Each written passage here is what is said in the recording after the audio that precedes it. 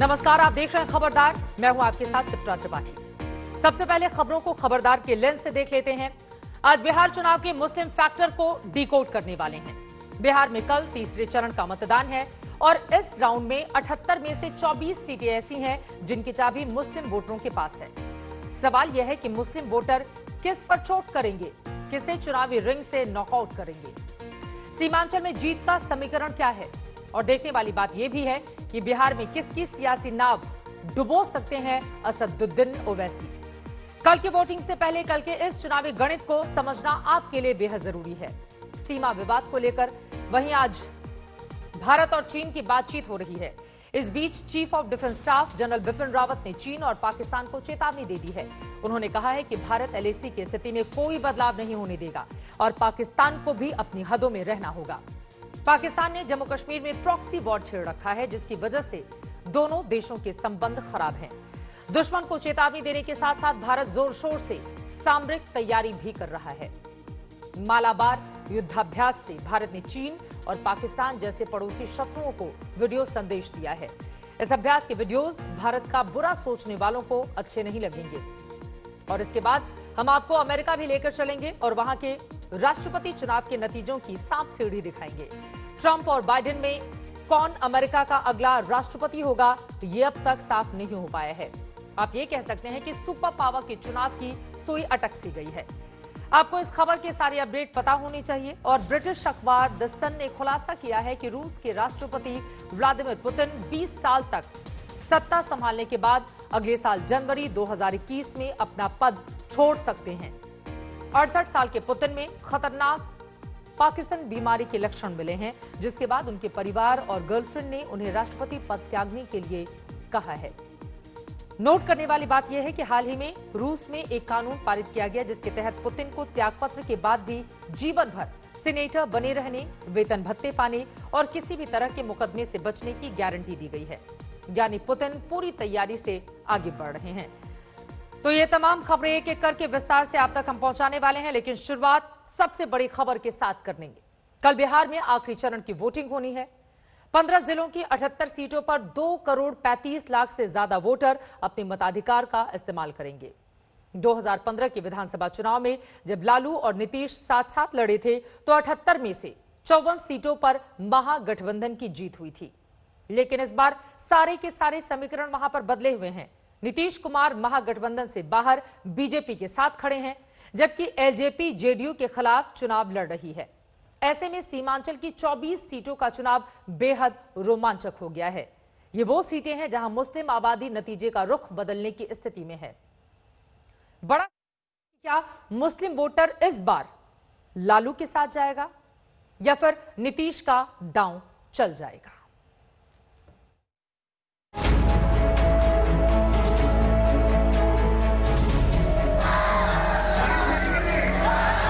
कोई मोदी जी की बात करता है, कोई नीतीश जी की बात करता है। सच्चाई यह है कि मोदी जी और नीतीश जी एक ही चीज है।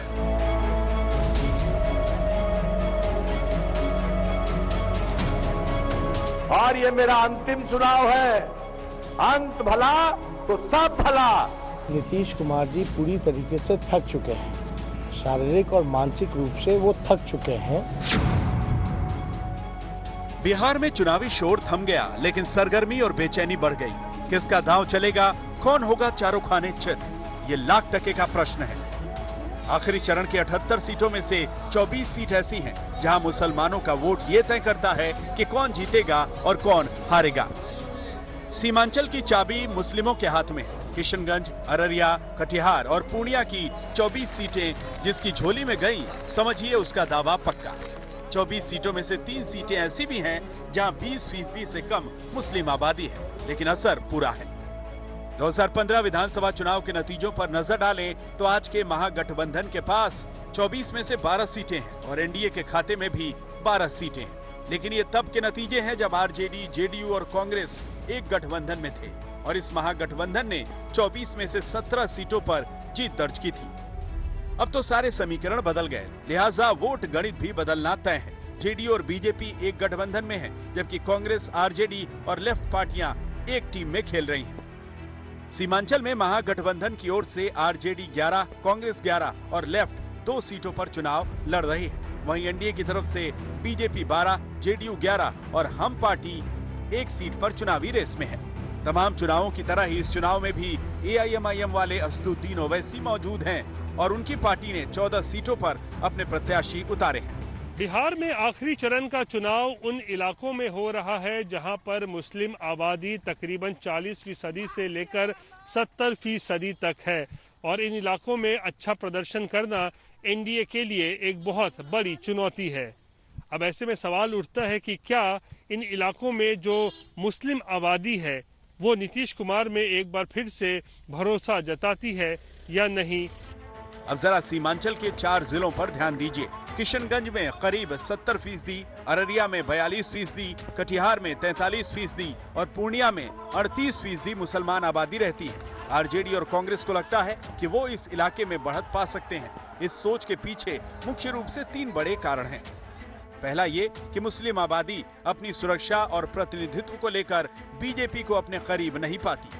दूसरा ये कि नीतीश कुमार बीजेपी के साथी हैं और नीतीश को वोट देने का मतलब है बीजेपी को मजबूत करना।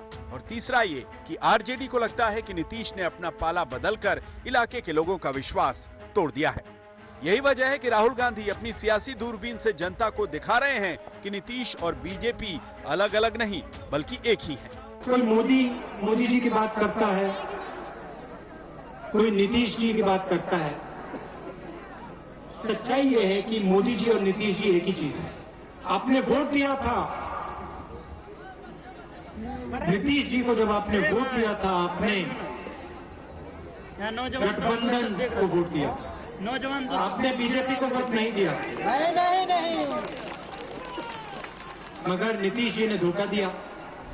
आरजेडी को भरोसा है कि आखिरी चरण के चुनाव में उसका मुस्लिम यादव फैक्टर काम करेगा, जिसने 2090 से 2005 के बीच 15 साल तक लालू को सत्ता में बने रहने में मदद की थी। सीमांचल के मुस्लिम वोटर और कोसी के 3 जिले मधेपुरा, सहरसा और सुपौल में यादव निर्णायक भूमिका में हैं। यहाँ कुल 13 विधानसभा सीटें हैं, यानी अगर MY फैक्टर चल गया तो 78 में से 37 सीटों पर इसका सीधा असर होगा।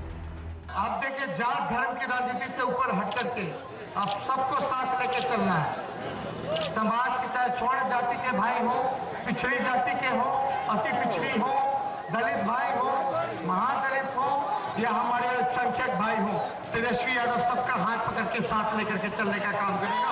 किसी भाई को पीछे नहीं छोड़ेगा। इसके अलावा CAA NRC कानून को लेकर गहरी नाराजगी तो पहले से थी, ऊपर से योगी आदित्यनाथ के घुसपैठियों वाले बयान ने आग में घी का काम किया। यही वजह है कि नीतीश कुमार डैमेज कंट्रोल करने उतरे। यही नहीं, सीएम ने जनता के मन की वोट मशीन में अपना इमोशनल कार्ड स्वाइप करने की कोशिश की। इन्हें खाते में जीत का क्रेडिट चाहिए। कौन दुष्प्रचार करता रहता है, फालतू बात करता रहता है, यहाँ से कौन किसको देश से बाहर करेगा? ऐसा इस देश में किसी में दम नहीं है कि हमारे लोगों को, सब हिंदुस्तान के हैं, सब भारत के हैं, कौन इसको बाहर करेगा साहब? आज चुनाव का आखिरी दिन है, अब परसों चुनाव है और ये मेरा अंतिम चुनाव है। अंत भला तो सब भला। अगर मुस्लिम वोट बटा तो किसी एक पार्टी की विजय मुश्किल है। फिलहाल सीमांचल के मुस्लिम वोटरों की मुट्ठी बंद है। 10 तारीख को ये मुट्ठी खुलेगी, तब तक इंतजार कीजिए। रोहित सिंह के साथ आनंद पटेल, आज तक। मुस्लिम राजनीति के चतुर खिलाड़ी असदुद्दीन ओवैसी का अपना खेल बने या ना बने, लेकिन तमाम धुरंधरों का खेल बिगाड़ने के लिए वो भी बिहार के चुनावी महासमर में उतर चुके हैं।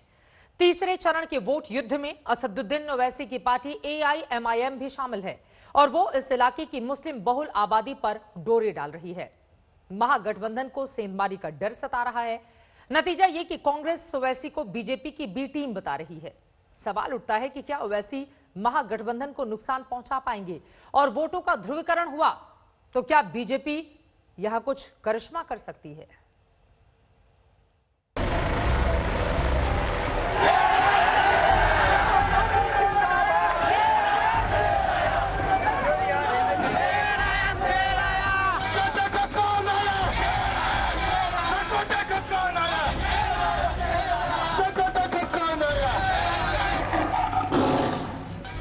AIMIM के मंच से जिस शेर के आने का ऐलान हो रहा है वो कोई और नहीं, असदुद्दीन ओवैसी है, लेकिन कांग्रेस ये कह रही है कि ये शेर अपने इलाके से निकलकर दूसरे के इलाके में घुस आया है, जबकि चुनावी विश्लेषक ये अंदाजा लगा रहे हैं कि ये शेर किसका शिकार करेगा।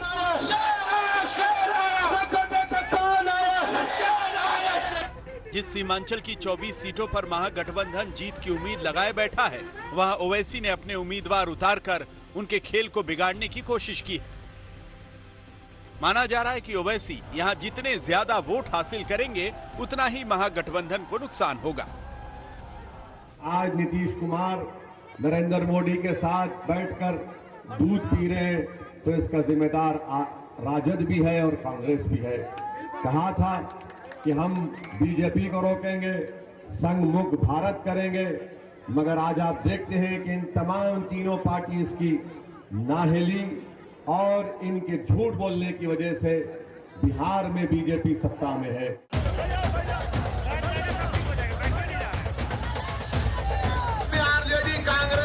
ओवैसी की पार्टी किशनगंज में पिछले साल अक्टूबर में विधानसभा सीट के उपचुनाव में एक सीट जीती थी। इससे उत्साहित होकर ओवैसी ने इस बार सीमांचल की 24 में से 13 सीटों पर उम्मीदवार उतार दिए। दमखम दिखाने के लिए 6 दलों के साथ मिलकर डेमोक्रेटिक सेक्युलर फ्रंट भी बना लिया। ये गठबंधन सीमांचल की सभी 24 सीटों पर चुनाव लड़ रहा है। क्या हम सेकुलरिज्म के क्या गुलाम है कि झंडा हम जिंदगी भर लेके जाएंगे सेकुलरिज्म का? हिस्सेदारी की जरूरत है। ये कब तक सिर्फ आप वोट डालने वाले बनेंगे, वोट लेने वाले भी बनो। आपको सिर्फ ये बोलते कि वोट डालो डालो, हमको डालो, हम तुम्हारे माई बाप हैं, हम तुम्हारे मसीहा हैं, हम तुम्हारे को ऐसा करेंगे, हम रमजान में एक मरतबा इफ्तार की दावत करेंगे, 16 घंटे मैं भूखा रहता हूं अल्लाह के लिए, मेरे मुंह में खजूर घुसड़ते हैं और बोलते सेकुलरिज्म है। सेकुलरिज्म ये नहीं है, सेकुलरिज्म ये है कि अगर तुमको ताकत मिली तो मुझे भी ताकत मिलनी चाहिए। ओवैसी ने सोच समझकर मुस्लिम, यादव और अनुसूचित जाति के उम्मीदवार उतारे हैं, जो महागठबंधन के परंपरागत वोट बैंक में सीधे सीधे सेंधमारी की कोशिश है। यही वजह है कि कांग्रेस और आरजेडी ने ओवैसी को बीजेपी की बी टीम बताया है। ये लोग अब लोगों को समझा रहे हैं कि ओवैसी को वोट दिए तो बीजेपी की ताकत बढ़ेगी। ओवैसी जी कभी नीतीश बाबू को अटैक नहीं करेंगे, सुशील मोदी के बारे में कुछ नहीं कहेंगे, कांग्रेस और तेजस्वी यादव जी पर हमला बोलेंगे। क्यों? क्योंकि जब जब मोदी मुश्किल में होते हैं तो ओवैसी उनके साथ खड़े हो जाते हैं। आरएसएस और ओवैसी, एआईएमआईएम एक ही सिक्के के दो पहलू हैं। दोनों सांप्रदायिक बंटवारे के आधार पर राजनीति करते हैं। अब सवाल उठता है कि क्या ओवैसी मुसलमानों को अपनी ओर खींच पाएंगे? मुस्लिम युवाओं में ओवैसी को लेकर हलचल तो है, लेकिन ये हलचल वोट में बदलेगी या नहीं, इस पर दावे से कुछ नहीं कहा जा सकता। वो भी तब जबकि बिहार में अल्पसंख्यक वोट एंटी बीजेपी के तौर पर लामबंद होता रहा है और ये जीतने वाले पक्ष में ही जाता रहा है। सबसे बड़ी बात यह है कि लालू यादव बिहार में आज भी मुसलमानों के सबसे लोकप्रिय नेता हैं और अगर मुस्लिम वोट आरजेडी के खाते में गया तो महागठबंधन की सरकार बनने में मदद मिलेगी। बिहार चुनाव के आखिरी चरण में ओवैसी की एंट्री ने आरजेडी की मुश्किलें बढ़ा दी हैं। तेजस्वी यादव को इस बात का डर है कि उसके मुस्लिम मतदाताओं का वोट ओवैसी की एंट्री के बाद बढ़ सकता है और शायद यही वजह है कि पूरे प्रचार प्रसार के दौरान तेजस्वी ने ओवैसी की पार्टी को बीजेपी की बी टीम करार दिया है। पिछले साल नवंबर में झारखंड में हुए विधानसभा चुनाव में ओवैसी की पार्टी बुरी तरह से नाकाम रही।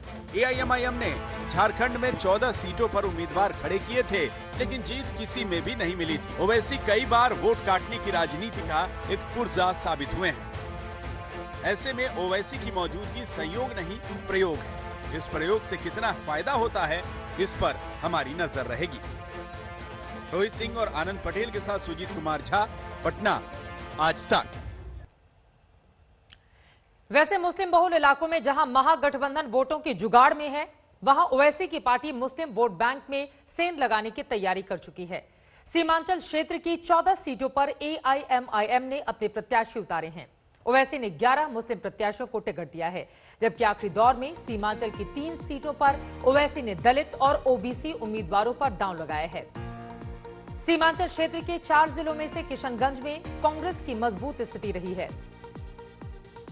जबकि अररिया, पूर्णिया और कटिहार में आरजेडी जोर आजमाइश कर रही है। इन सभी जिलों में ओवैसी के ग्रैंड सेकुलर डेमोक्रेटिक फ्रंट ने महागठबंधन के प्रत्याशियों की नींद उड़ाकर रखी हुई है।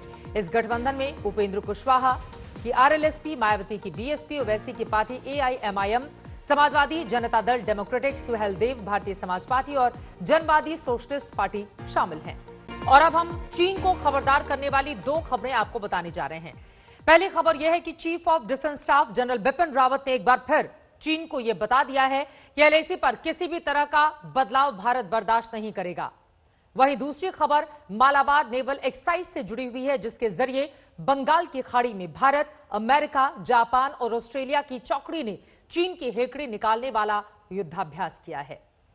लेकिन पहले बात चीन को उस चेतावनी की हम करेंगे जो सीडीएस जनरल बिपिन रावत ने उसे दी है। एक वर्चुअल सेमिनार को संबोधित करते हुए जनरल रावत ने कहा है कि पूर्वी लद्दाख में एलएसी के पास स्थिति तनावपूर्ण बनी हुई है। उन्होंने चीन को क्लियर कर दिया कि भारत एलएसी में किसी भी तरह का फेरबदल स्वीकार नहीं करेगा। The situation along the line of actual control in eastern Ladakh remains tense, and the PLA is facing unanticipated consequences of its misadventure in Ladakh because of the Indian Defence Forces' firm and strong response. Our posturing is unambiguous. We will not accept any shifting of the line of actual control. In the overall security calculus, border confrontations, transgressions, and unprovoked tactical military actions spiraling into a larger conflict cannot therefore be discontinued or discounted. अड़ियल चीन को CDS Rawat ने यह clear message ऐसे वक्त में दिया है जब पूर्वी लद्दाख में एलएसी पर हालात तनावपूर्ण बने हुए हैं, जिसको लेकर भारत और चीन के बीच कोर कमांडर लेवल की 8वें चरण की बातचीत चुशूल में हुई है। सूत्रों के मुताबिक पिछले 7 चरणों में इस बार भी भारत ने चीन के सामने एलएसी पर यथास्थिति बरकरार रखने की मांग दोहराई है। वहीं चीन चाहता है कि भारतीय सेना फिंगर 3 तक ही पेट्रोलिंग करे, जबकि मई से पहले तक भारतीय सेना फिंगर 4 से भी आगे तक पेट्रोलिंग करती थी। भारत की मांग है कि चीन अपने सैनिकों को वापस उसी जगह पर लेकर जाए जहां वो मई के पहले हफ्ते में तैनात थे, लेकिन चीन का कहना है कि भारत पहले पैंगोंग लेक के दक्षिणी इलाके से पीछे हटे। दरअसल भारत ने पैंगोंग लेक के इस इलाके की रणनीतिक चोटियों पर तब कब्जा किया था जब चीन की सेना ने भारत की सेना को फिंगर 4 से आगे पेट्रोलिंग करने से रोका था। इस इलाके में मौजूद होने से ही भारत की स्थिति मजबूत हुई और चीन को बातचीत के टेबल पर आना पड़ा। हालांकि चीन बातों से मानने वाला है नहीं। आज से पहले 7 बार कोर कमांडर स्तर की बातचीत हो चुकी है, जिसमें चीन के अड़ियल रुख की वजह से हर बार बातचीत बेनतीजा रही। 12 अक्टूबर को पिछली बातचीत में चीन ने सिर्फ आंशिक रूप से ही पीछे हटने का प्रस्ताव रखा था, जिसे भारत ने मना कर दिया था। दोनों देशों के बीच चल रहे इस विवाद को पूरे 7 महीने हो चुके हैं, लेकिन कूटनीतिक और सैन्य बातचीत के बावजूद कोई हल नहीं निकल सका है, क्योंकि भारत का मैसेज क्लियर है कि अपनी 1 इंच जमीन पर भी वो चीन का कब्जा बर्दाश्त नहीं करेगा। चीन जब तक एलएसी पर यथास्थिति कायम नहीं करता, भारत पीछे नहीं हटेगा। फिर चाहे इसमें जितना मर्जी वक्त लगे और इसके लिए जो भी करना पड़े, भारतीय सेना पूरी तरह से तैयार है। यह बात एक बार फिर से सीडीएस जनरल बिपिन रावत ने चीन को समझा दी है। वैसे दिक्कत यह है कि विस्तारवादी सोच से ग्रस्त चीन को शांति की बातें समझ में नहीं आती हैं। इसीलिए चीन को चेतावनी देने के लिए कई बार किसी बड़े धमाके की जरूरत पड़ती है। ऐसा ही एक धमाका भारत, अमेरिका, जापान और चीन की चौकड़ी ने बंगाल की खाड़ी में किया है, जिसका नाम है मालाबार नेवल एक्सरसाइज, जो 3 नवंबर को शुरू हुई थी और आज इसका पहला चरण पूरा हो गया। अब इस एक्सरसाइज का दूसरा चरण नवंबर के आने वाले हफ्तों में अरब सागर में होगा। पहले चरण की एक्सरसाइज में भारतीय नौसेना के 5 युद्धपोत और 1 सबमरीन ने हिस्सा लिया। इसके अलावा अमेरिका, जापान और ऑस्ट्रेलिया के जंगी जहाजों ने भी अपने युद्ध कौशल का प्रदर्शन किया। ऐसे वक्त में जब हिंद प्रशांत क्षेत्र में चीन अपनी विस्तारवादी नीति को विस्तार दे रहा है, तब 4 शक्तिशाली लोकतांत्रिक देशों की नौसेनाओं का एक साथ आकर युद्धाभ्यास करना चीन को सीधी सीधी चेतावनी है। अब हम मालाबार एक्सरसाइज की हाइलाइट्स आपको दिखाते हैं। इन तस्वीरों को देखकर चीन पानी पानी हो रहा है।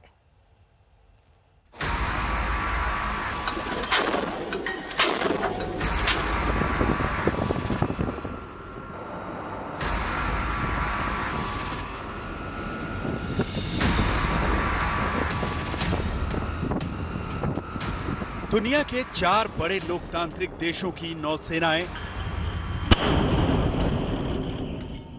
दुनिया के सबसे ताकतवर जंगी जहाजों के बेड़े, बंगाल की खाड़ी में युद्ध का रियल टाइम अभ्यास।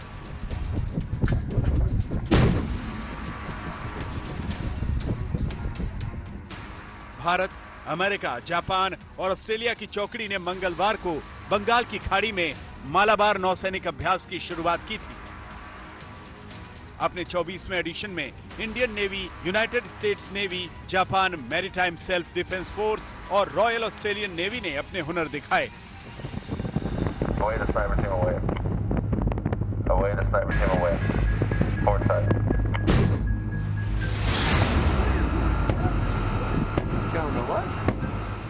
कोविड-19 प्रोटोकॉल्स को देखते हुए non contact at sea format में पूरी एक्सरसाइज हुई, यानी दूर से ही अपने अपने जौहर दिखाओ और घर जाओ। 4 दिन की एक्सरसाइज के दौरान बंगाल की खाड़ी में चारों देशों के जंगी बेड़ों ने युद्ध की परिस्थितियां बनाकर युद्धाभ्यास किया। 13 सालों में यह पहली बार था जब इन 4 देशों की नौसेनाएं किसी नौसैनिक अभ्यास में एक साथ हिस्सा ले रही थी। मालाबार एक्सरसाइज के पहले फेज में इंडियन नेवी के destroyer Ranvijay, worship Shivalik, offshore petrol ship Sukanya, fleet support ship INS शक्ति और सबमरीन सिंधुराज ने हिस्सा लिया, जबकि अमेरिकी नौसेना के missile destroyer ship John S McKeon ने अपनी मौजूदगी दर्ज कराई। ऑस्ट्रेलियन नेवी का लंबी रेंज का वॉरशिप बेलारात और MH-60 हेलीकॉप्टर्स ने मालाबार एक्सरसाइज में अपने हुनर दिखाए और जापान मैरीटाइम सेल्फ डिफेंस अपने डिस्ट्रॉयर शिप ओनामी और HS-60 हेलीकॉप्टर्स के बेड़े ने शक्ति प्रदर्शन किया।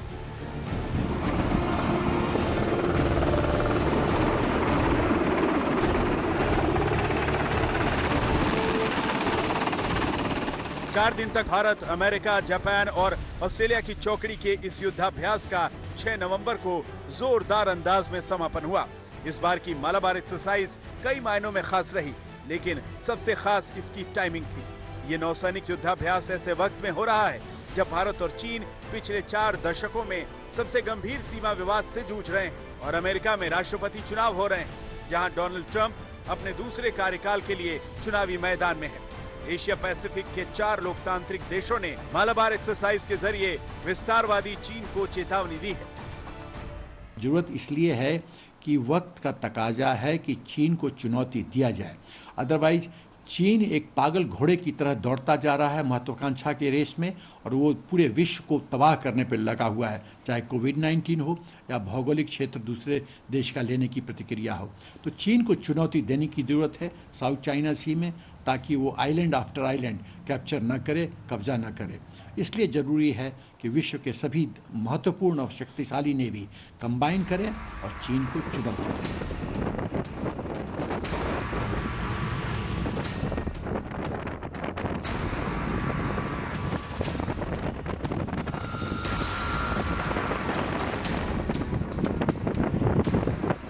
जाहिर है चीन को क्वाड देशों का ये नौसैनिक अभ्यास रास नहीं आ रहा है। चीन जानता है कि भारत, अमेरिका, जापान और ऑस्ट्रेलिया की चौकड़ी ने अगर चीन को सबक सिखाने की ठान ली तो क्या होगा।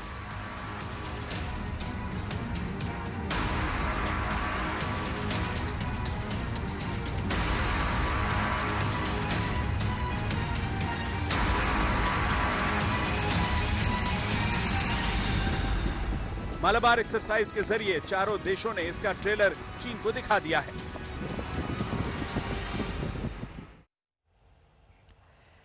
चलिए आगे बढ़ते हुए आज की एक और अहम खबर आप तक पहुंचाते हैं। अमेरिकी राष्ट्रपति चुनाव के 2 दिन बीत जाने के बावजूद नतीजों का इंतजार बाकी है।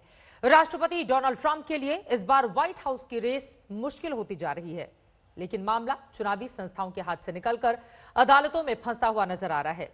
डेमोक्रेट उम्मीदवार जो बाइडेन जीत के भरोसे के बीच बार बार अपने समर्थकों से धैर्य बनाए रखने को कह रहे हैं, लेकिन ट्रंप की दलील है कि उन्हें जनादेश चुराने नहीं देंगे।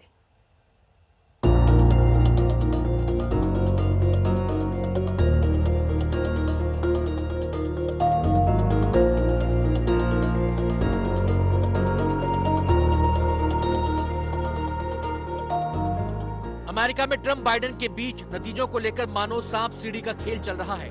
नतीजे पूरे अभी आए नहीं हैं और अब तक जितने नतीजे आए हैं उन पर संग्राम ऐसा है जैसे सुपर पावर के चुनाव की सुई ही अटक गई हो।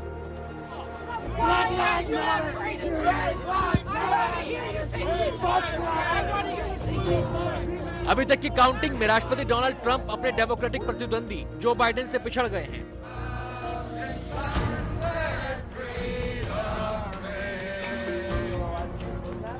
I am here to support him because what has happened during this election process on election night is egregious and it is absolutely unacceptable to the American people. लेकिन 4 more years वाला campaign चलाने वाले Donald Trump ने नतीजों में पिछड़ने के बीच धांधली का आरोप लगाया है। This is a case where they're trying to steal an election. They're trying to rig an election. And we can't let that happen. We think we will win the election very easily. We think there's going to be a lot of litigation because we have so much evidence, so much proof, and it's going to end up perhaps at the highest court in the land. राष्ट्रपति Trump ने आसानी से हार नहीं स्वीकार करने का संकेत दिया है, लेकिन जिन 5 राज्यों में कांटे की टक्कर जारी है वो है 20 सीटों वाला पेंसिल्वेनिया, 15 सीटों वाला नॉर्थ कैरोलिना, 16 सीटों वाला जॉर्जिया, 11 सीटों वाला एरिजोना और 6 सीटों वाला Nevada. Democracy is sometimes messy. It sometimes requires a little patience as well. But that patience has been rewarded now for more than 240 years with a system of governance that's been the envy of the world. And we continue to feel, Senator and I, we continue to feel very good about where things stand. America में राष्ट्रपति चुनाव में बड़ी टक्कर होगी, ऐसा अनुमान तो सभी को था, लेकिन ऐसा बंटवारा होगा किसी ने नहीं सोचा था। हालांकि जहां अभी अमेरिका का फैसला अटका पड़ा है, तो वहीं वोटिंग का रिकॉर्ड भी बना है। काउंटिंग जारी है, लेकिन अभी ही जो बाइडेन ने 7 करोड़ 20 लाख से ज्यादा वोट हासिल कर अमेरिकी इतिहास में सबसे ज्यादा वोट पाने का पूर्व राष्ट्रपति बराक ओबामा का रिकॉर्ड तोड़ दिया है। अब की बार वोट पाने में ट्रंप का रिकॉर्ड भी बुरा नहीं, क्योंकि उन्होंने 6 करोड़ 80 लाख से ज्यादा वोट हासिल करने का 2012 के ओबामा वाले रिकॉर्ड को पीछे छोड़ दिया है। वोट पाने में दोनों उम्मीदवारों की झोली भरने की वजह यह है कि 120 साल में अमेरिका में सबसे ज्यादा वोटिंग हुई है। वैसे अमेरिका का नतीजा ट्रंप के पक्ष में रहे या नहीं, लेकिन कोरोना से सबसे ज्यादा प्रभावित 93% काउंटी में ट्रंप को समर्थन मिला है। ट्रंप इसे सदी की सबसे बड़ी चुनौती पर अपने लिए वोटरों का रिजल्ट कार्ड मान सकते हैं। आज तक ब्यूरो। और इन सब के बीच जॉर्जिया में दोबारा वोटों की काउंटिंग होगी, ये बड़ी जानकारी निकलकर सामने आ रही है। आगे बढ़ते हुए बात अब आपके पसंदीदा चैनल आज तक की, जिसने फिर से खबरों के क्षेत्र में अपनी बादशाहत को साबित किया है। आज तक को कुल 10 एंटी अवार्ड सम्मान मिला है। इंडिया टुडे ग्रुप की वाइस चेयरपर्सन कलीपुरी को हॉल ऑफ फेम का अवार्ड मिला है। मिस श्वेता सिंह फ्रॉम आज तक, मिस नेहा वथम फ्रॉम आज तक, मिस्टर रोहित सरदाना फ्रॉम आज तक, मिस्टर सईद अंसारी फ्रॉम आज तक। देश के सबसे भरोसेमंद न्यूज चैनल आज तक ने फिर से खबरों की दुनिया में अपना परचम लहराया है। एंटी अवार्ड्स में आज तक ने 1 नहीं, 2 नहीं, 3 नहीं, बल्कि पूरे 10 सम्मान अपने नाम किए, जो करोड़ों दर्शकों की उम्मीद और पसंद पर विश्वसनीयता की मुहर लगाता है। इंडिया टुडे ग्रुप की वाइस चेयरपर्सन कलीपुरी को एंटी अवार्ड्स की ओर से हॉल ऑफ फेम का सम्मान मिला है। हल्ला बोल को बेस्ट टॉक शो का खिताब, श्वेता सिंह को बेस्ट एंटरटेनमेंट एंकर का अवार्ड मिला है। रोहित सरदाना को best prime time news anchor का सम्मान मिला है। बेस्ट स्पोर्ट्स एंकर का तमगा विक्रांत गुप्ता के नाम रहा। बेस्ट टीवी न्यूज प्रेजेंटर का अवार्ड सईद अंसारी के नाम गया है। नेहा बाथम को बेस्ट बिजनेस न्यूज एंकर का सम्मान मिला है। साहित्य आज तक को बेस्ट एंटरटेनमेंट टॉक शो का एंटी अवार्ड मिला है, जबकि सलाम क्रिकेट को बेस्ट स्पोर्ट्स शो का अवार्ड मिला। वंदे मातरम के लिए योगेंद्र सिंह और हितेश कुमार को बेस्ट कैमरामैन का एंटी अवार्ड मिला है। मैं इंडियन टेलीविजन ग्रुप को शुक्रिया करना चाहती हूं कि उन्होंने मुझे इस अवार्ड से सम्मानित किया। भरोसा एक मीडिया ऑर्गेनाइजेशन की सबसे बड़ी उपलब्धि होती है। आपने ये भरोसा हमारे साथ रखा, 20 साल तक रखा, इसके लिए हम बहुत आभारी हैं। और मैं अपनी टीम को भी इस टाइम पे थैंक यू बोलना चाहूँगी कि उन्होंने ये भरोसा आपके और हमारे बीच कायम रखा। 10 सेंटी अवार्ड अपने नाम करके आज तक ने फिर साबित कर दिया है कि खबर मतलब सिर्फ आज तक।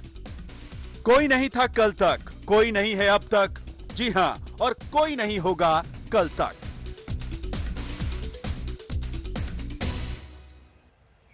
अमेरिकी चुनाव के नतीजों को लेकर भारत में भी भरपूर उत्साह बना रहा। इन नतीजों से राजनीतिक ही नहीं आर्थिक समीकरण पर भी असर पड़ने का अंदेशा लगाया जा रहा था। लेकिन क्या कारोबारी रिश्तों पर अमेरिकी चुनाव के नतीजों का असर पड़ता है या नहीं, इसका अंदाजा बीते 20 साल की तस्वीर देखकर साफ हो जाता है।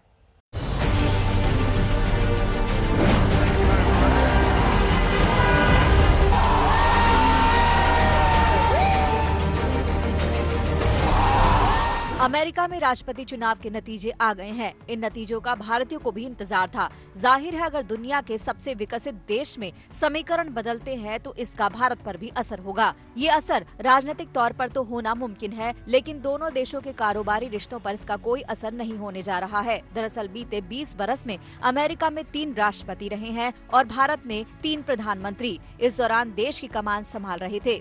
ऐसे में इन 20 सालों के ट्रेंड को देखकर आसानी से समझा जा सकता है कि कारोबार अमेरिकी चुनाव के नतीजों से बेअसर रहेगा। 21वीं सदी के पहले 2 दशकों में भारत और अमेरिका के आपसी व्यापार में 7.5 गुना का इजाफा हुआ है। 2000 में भारत और अमेरिका के बीच 19 अरब डॉलर का व्यापार हुआ था, जो 2018 में बढ़कर 143 अरब डॉलर हो गया। इसमें भारत से अमेरिका को होने वाले एक्सपोर्ट का हिस्सा 12.6 अरब डॉलर और इंपोर्ट 6.5 अरब डॉलर का था। 2018 में भारत ने अमेरिका को करीब 84 अरब डॉलर का एक्सपोर्ट किया, जबकि इंपोर्ट करीब 59 अरब डॉलर का हुआ। पिछले 10 साल में तो दोनों देशों का ये रिश्ता और भी गहराया है। 2009 से 2019 के बीच अमेरिका से भारत को होने वाले एक्सपोर्ट में 109% का इजाफा हुआ, जबकि भारत से अमेरिका को होने वाले एक्सपोर्ट में 173% का इजाफा हुआ। अमेरिका से होने वाला इंपोर्ट का बड़ा हिस्सा ईंधन, कीमती मेटल्स, स्टोन, एयरक्राफ्ट और केमिकल का है, जबकि भारत से अमेरिका को होने वाले एक्सपोर्ट के बड़े आइटम्स हैं दवा, जेम्स ज्वेलरी और IT सर्विसेज। इसकी एक बड़ी वजह भारतीय मूल के अमेरिकियों का बढ़ता असर भी है। 1980 में भारतीय मूल के लोगों की अमेरिका में आबादी 3.8 लाख थी, जो 2010 में बढ़कर करीब 32 लाख हो गई है। लेकिन ये महज आबादी में बढ़ोतरी नहीं है, इसके साथ ही भारतीयों का दबदबा भी अमेरिका में बढ़ा है। फॉर्च्यून 500 कंपनियों में करीब 2% कंपनियों के CEO भारतीय मूल के हैं। इनमें गूगल, माइक्रोसॉफ्ट, मास्टरकार्ड जैसी कंपनियां शामिल हैं। अमेरिका में हर 7 में से 1 डॉक्टर भारतीय मूल का है। सिलिकॉन वैली में भारतीय मूल के इंजीनियर्स की तूती बोलती है। हालांकि ट्रंप हमेशा व्यापार घाटे को मुद्दा बनाते रहे हैं। इस मामले में देखें तो भारत के साथ अमेरिका का 2009 में व्यापार घाटा करीब 8 अरब डॉलर का था, जो 2019 में बढ़कर करीब 29 अरब डॉलर का हो गया। लेकिन भारत में अमेरिकी कंपनियों की बड़ी हैसियत है।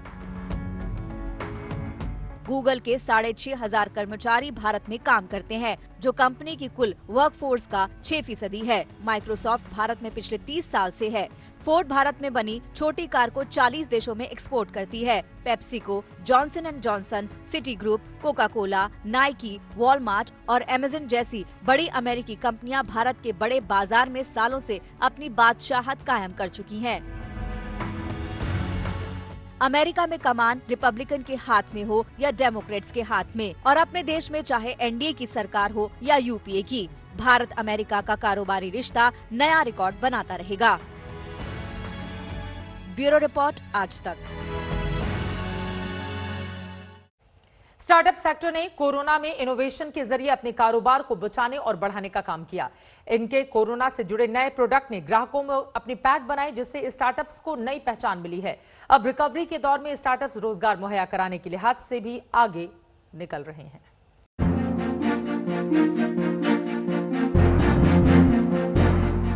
आत्मनिर्भर भारत अभियान के काफी पहले पीएम मोदी ने स्टार्टअप इंडिया योजना को लॉन्च किया था।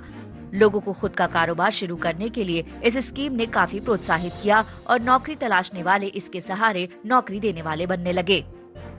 कोरोना काल में तो कई नए स्टार्टअप शुरू हुए और कोरोना से जुड़े अनूठे प्रोडक्ट्स बनाकर उन्होंने कंपनियों को नई मंजिलों तक पहुंचा दिया। इसका असर ये हुआ कि अब रिकवरी के दौर में इन स्टार्टअप्स में जॉब के मौके बड़े पैमाने पर मिल रहे हैं। बीते 1 महीने में ऑफिस जॉब और मैनेजमेंट वाली नौकरियों, जिन्हें व्हाइट कॉलर जॉब कहा जाता है, उनकी हायरिंग में तेजी से उछाल आया है। एक्सफिनो के सर्वे के मुताबिक जुलाई-अक्टूबर में इंटरनेट कंपनियों में भर्ती में खासी तेजी आई है। इस सर्वे में 80 स्टार्टअप्स को शामिल किया गया है, जिनमें पेटीएम, बायजूस, डिलीवरी, उड़ान, फोन पे, Unacademy, big basket, Zomato, Vedantu शामिल हैं। जाहिर है, जिस तरह से वर्क फ्रॉम होम का चलन कोरोना में तेजी से बढ़ा है, उससे इंटरनेट और होम डिलीवरी वाली कंपनियों को सबसे ज्यादा फायदा हुआ है और उन्होंने ही विस्तार भी किया है। हालांकि स्टार्टअप कंपनियों का मानना है कि कोरोना से जुड़े प्रोडक्ट्स बनाने की वजह से भी उनका कारोबार बढ़ा है और हायरिंग में तेजी आई है। आज के दौर में जब कोरोना काल में भारतीय इकॉनमी काफ़ी मुश्किल से गुजर रही है, काफ़ी बिजनेसेस ऐसे हैं जो काफ़ी रिड्यूस्ड हो गए हैं टर्नओवर में, बट मैं मानता हूं कि कोरोना काल में अपॉर्चुनिटीज़ भी काफ़ी आएंगी। डिजिटाइजेशन की तरफ देश बढ़ेगा और एक स्टार्टअप का ये फ़र्ज़ बनता है कि वो कुछ नई चीज़ों को देखे, समझे, नई परिस्थिति के हिसाब से टेक्नोलॉजीज़ और डेवलप करें। स्टार्टअप्स ने किस तरह से नौकरियां दी हैं, इसका दावा भी एक रिपोर्ट में किया गया है, जिसके मुताबिक भारत में 3 नवंबर तक 39,114 सरकारी मान्यता प्राप्त स्टार्टअप्स हैं। बीते नवंबर से ये आंकड़ा 57% ज्यादा है और उस वक्त इनकी संख्या 24,927 थी। सरकार का लक्ष्य 2024 तक 50,000 नए स्टार्टअप्स का है। अभी तक हर एक स्टार्टअप ने औसतन 12 नौकरियां दी हैं। सरकार का लक्ष्य इनसे 2014 तक 20 लाख डायरेक्ट और इनडायरेक्ट जॉब्स हासिल करने का है। लेकिन स्टार्टअप्स के इस इकोसिस्टम को दुरुस्त बनाने के लिए और इनसे महत्वाकांक्षी उम्मीद को पूरा करने के लिए अभी कई चुनौतियां बाकी हैं। स्टार्टअप्स भी मानते हैं कि जब तक इन अड़चनों को दूर नहीं किया जाएगा, ये इकोसिस्टम अपनी पूरी क्षमता से काम नहीं कर पाएगा। यही मौका है जब उथल पुथल में काफ़ी सारी कंपनीज निकली हैं। 2008 के क्राइसिस में भी काफ़ी कंपनीज जो आज की डेट में आप बड़ी देख रहे हैं, वो 2008 में ही सब इंक्यूबेट हुई थी या अपना आइडिया को उन्होंने क्रिस्टलाइज किया था। तो बहुत ज़रूरी है कि एक स्टार्टअप को देखना चाहिए कि आज की डेट में क्या रिक्वायरमेंट्स हैं और जो लोग आगे देख पाएंगे 5 साल की क्या टेक्नोलॉजीज आएंगी, वो कामयाब रहेंगे। इंडियन इकोनॉमी में हमने लास्ट ईयर में देखा कितनी चोट पहुंची है। तो ट्रेंड ये देखा गया है कि जो स्पेंडिंग पावर है कंज्यूमर की कम हो गई है, सर्विसेज की कॉस्ट बढ़ गई है, प्राइसिंग बढ़ गई है, तो वो एक चिंताजनक विषय है। अब देखना यही है कि कोरोना का असर खत्म होने के बाद कितने स्टार्टअप अपने इनोवेशन के दम पर खड़े रहते हैं, साथ ही कितने संकट के बावजूद ग्रोथ स्टोरी को बरकरार रखेंगे। लेकिन जब तक सरकार इनके विकास के लिए कोई ठोस स्कीम नहीं लेकर आएगी, तब तक इनका ग्लोबल लेवल पर स्थापित हो चुके स्टार्टअप से मुकाबला करना आसान नहीं होगा। ब्यूरो रिपोर्ट, आज तक। बिजनेस आज तक में आज के लिए बस इतना ही। कारोबार जगत की हर खबर को तुरंत अपने मोबाइल पर देखने के लिए आप हमारे YouTube चैनल बिज तक सब्सक्राइब कर सकते हैं। देखते रहिए आज तक।